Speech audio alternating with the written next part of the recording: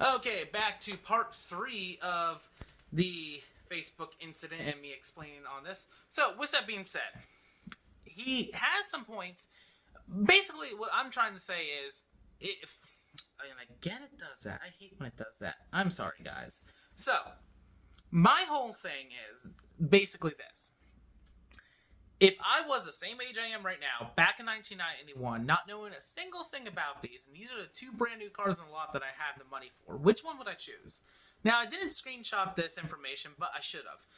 The Mitsubishi ES is about $18,200 at that time period.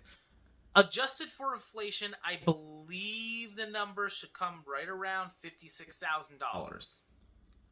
That's not bad, actually, for the type of car it is at that time period. But we're just going to talk about the $18,000 at that time period. Let's just say I had $25,000 in my name. That would leave me with $7,000 left. The Camaro IROC Z, the top of line trim package, would cost me about $21,500. But if we're talking about the RS model, I believe I saw one for about the MSRP price of it is $19,000. With that being said, which one would I choose? Bad choice for me because I am very biased towards the Mitsubishi, but I would choose Mitsubishi. But if I didn't know anything, looking at just straight numbers, the Mitsubishi on top there makes 222 horsepower, and also Mitsubishi's, or should I say Japanese cars, measure by what's called wheel horsepower. That's the power that you're actually getting to use and feel. In the 90s and until the early sometime 2000s, American cars did it by the crank. So you had to actually find out elsewhere or by a magazine what the wheel horsepower was. I did talk to a friend who knows Chevy a lot better than I did, and online I got like 7 different answers on what the horsepower rating is for this Camaro. Anywhere from 300 to 250, 245, 230, and even where it said 325. So, my one friend said the IROC Z 5.7 with the 4-barrel carb that would be an option, it should make about 300 horsepower. Remind you, that's crank. Adjusting for loss, powertrain loss, it should be 245 at the wheels.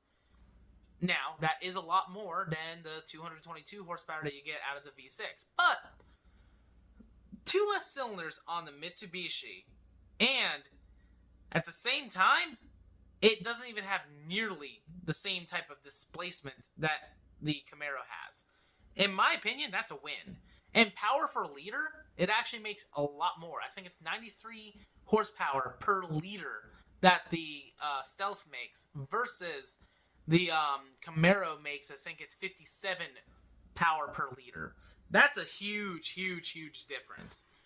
Going on with that being, what I'm saying is, when you calculate that into effect, really the Mitsubishi comes out on top. But, okay, look at it. Let's look at it on track times. There is no track time that I could find for any track that's been recorded of the Dodge Stealth ES. But Willow Springs did a VR4 Mitsubishi 3000 GT on Willow Springs. And the Camaro did it on Willow Springs as well, the IROC Z. And the Camaro did it in a time of 1 minute and 51 seconds. 41 seconds, I believe it was. But the Mitsubishi 3000 GT VR4, which is heavier, did it in a time of 1 minute and 11 seconds.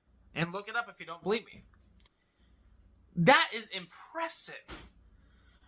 Now, given the Willow Springs is not the longest track, and I don't know how long of a day it was that they did it, and also there's other factors that could play in there, but still, a 30-second time gap is a huge time gap. For example, if this be the Nürburgring, that would be the difference between 2 minutes or 3 minutes of each lap. And in a long race day, who knows how many laps that would be. But overall, what I'm trying to get to at the end of this point that I'm making is, I don't hate the Camaro. And honestly, my whole entire reason for doing this in the first place is just like, he was saying that he's spreading out facts, if you go back and read it. And honestly, no facts that he's spewed were wrong, but also at the same time, a lot of them didn't line up for what he was saying for the Camaro's sake inside of things. He could have left my opinion go and let me just like the Mitsubishi, but I believe the reason why he did that is because I said Mitsubishi, and he decided to get a little bit mad about that. Now, is this the world's best Dodge ever created? No, because it's not really a Dodge, but overall, I would definitely choose the 1991 Dodge Stealth out of these two cars. But hey, what would you choose? And eventually, I might have much more videos. I was going to actually, I might still do have my recording of the Dodge Stealth around the Nürburgring while I do this video here. I don't know yet. Until later, guys. I hope you have a good day. Hope you enjoyed this. Sorry for it being a three-parter. I don't know why it had to be 3 parts, but yeah.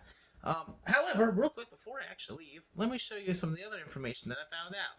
So, here's some interesting facts. Where are you? Here we go.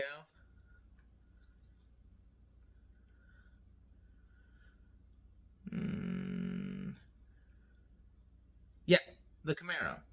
So the Camaro can do it only in, it does it in 97 miles per hour, basically 98, versus the 93 that the Mitsubishi did it in. So it's not mile per hour at the end of it, not too much faster. And it's not too much faster in the quarter mile in a whole, too. 0 to 60 time, though, is pretty good, too, I do remember. I think it does it in 4.5 seconds. The Mitsubishi does it a little bit longer. Where is it? Oh, yeah, here's a torque, 307 at 2,500 RPMs for the Mitsubishi. What was the torque on the... Let me see here. Let's find out what the torque was. 320 pounds of torque on the Camaro. So you only get 13 more pounds of torque. And you actually have to wait for it longer. Normally, V8s have a lot lower of an RPM for the torque, but look at that. You have to wait till 3,200 RPMs for peak torque. That's not bad. I mean, I'm not bashing on it. It's a great car for what it was at the time. And honestly, here's another thing, too. For whoever actually created this post out there in the world for Facebook, I'm just going to say this. If you're in the market at the time for the Dodge Stealth, the other cars that you'd be probably comparing it to would have been the Toyota Supra, the Mazda RX-7.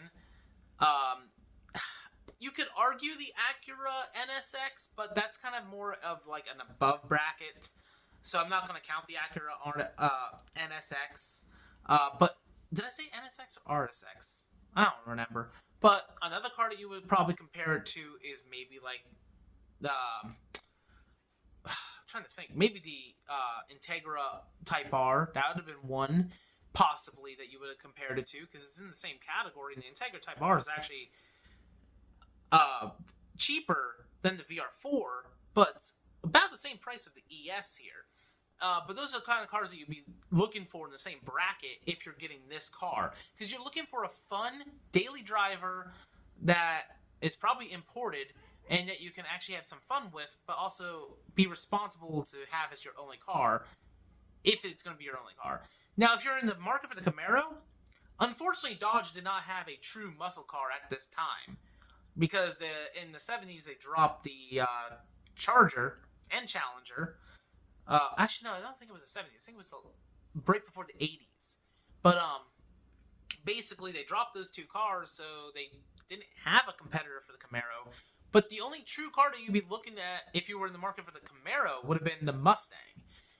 For unknown reasons, if you were looking at something Japanese, you would have been looking for, like I said before, the Toyota Supra. Possibly the Nissan, the 240SX line, or any S chassis, really. You'd have been looking for something that's rear-wheel drive. With that being said, I think I've harped on this subject enough. I will make these in 3 separate videos and also all in one. Thank you. Have a great day.